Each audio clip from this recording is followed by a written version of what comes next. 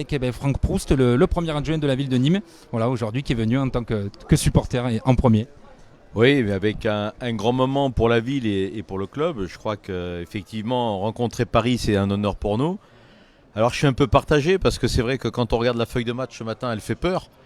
Mais d'un autre côté, ces Nîmois ont tellement de mordants de combativité que. Allez, je sais que vous êtes les spécialistes du pronostic, je vais dire un partout. Mais en tout cas, j'espère qu'on va faire un beau match et qu'on va offrir un beau spectacle à tous les supporters du Nîmes Olympique. Vous voyez le match nul, oui. C'est vrai qu'aujourd'hui, on a fait un petit papier où on avait un peu les pronos des politiques. Le maire Jean-Paul Fournier voyait comme face à Marseille une victoire de 1, mais vous êtes plus sur le match nul. Match nul, je signerai dès demain. Je l'espère. En tout cas, j'espère qu'on sera à la hauteur, mais j'en doute pas. Et puis que le spectacle sera beau.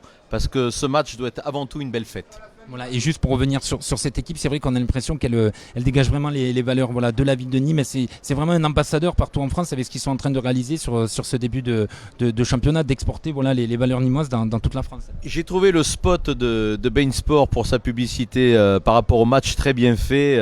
C'est l'âme des crocodiles. Je veux dire que Nîmes Olympique sur le papier peut être bien plus faible que certaines équipes. Mais ce qu'on a retrouvé cette année, qu'on n'avait peut-être pas retrouvé les années d'avant, enfin avant celle de l'année dernière, c'est ce mordant, cette envie et cet amour du maillot. À Nîmes Olympique, toutes les équipes au Costières doivent nous craindre parce qu'il y a cette volonté d'aller arracher la victoire, de se battre quoi qu'il arrive et de surmonter le handicap technique. Parce que c'est vrai que si je prends que le match d'aujourd'hui et que je regarde cette feuille de match, on pourrait penser qu'il y a un grand écart. Mais avec de la volonté et du courage, je pense qu'on peut surmonter tout ça. Et 15 000 personnes. Et 15 000 personnes. On voit que, d'ailleurs, ça peut. J'en discute souvent dans le projet du futur stade avec Rani Assaf. Quand il voulait faire des jauges à 10-12 000, je lui ai toujours dit que pour Nîmes, ça me paraissait bien trop petit. Je pense que. 18-20 à mon avis, un stade à Nîmes, c'est entre 15 et 20.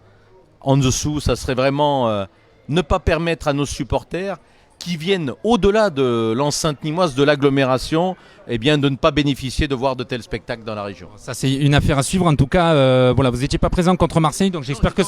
Donc c'est mon premier match au Costières et je suis impatient d'aller voir les joueurs et cette ambiance, parce que ça aussi, c'est l'ambiance. Et bien sûr. Bon match et j'espère que vous allez porter chance au Croco. Je l'espère aussi. Merci. Voilà.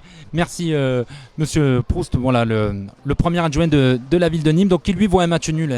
Jean-Paul Fournier voit lui une victoire. Donc voilà, évidemment, il y aura pas mal de politique. Alors hier soir, dans la Minute Sport, on vous a parlé des quelques indiscrétions autour des gens qui pourraient venir. On parlait notamment de Nicolas Sarkozy, donc on verra les politiques qui seront présents ce soir. Allez, on continue à vous faire vivre cet avant-match sur Objectif Gare. Restez avec nous, on se retrouve dans quelques minutes. Déjà de retour sur Objectif Gare, voilà, on vous le disait, pas mal de politiques, de personnalités locales qui viennent voir cette rencontre, et aussi des femmes. Et Marie-Sara, voilà, passionnée de foot. Passionné de foot, passionné par l'enjeu surtout, et puis passionné par Nîmes avant tout. Donc voilà, quand il y a des grands matchs comme ça dans ma ville, je suis obligée d'y être. Et je suis sûre qu'ils vont gagner.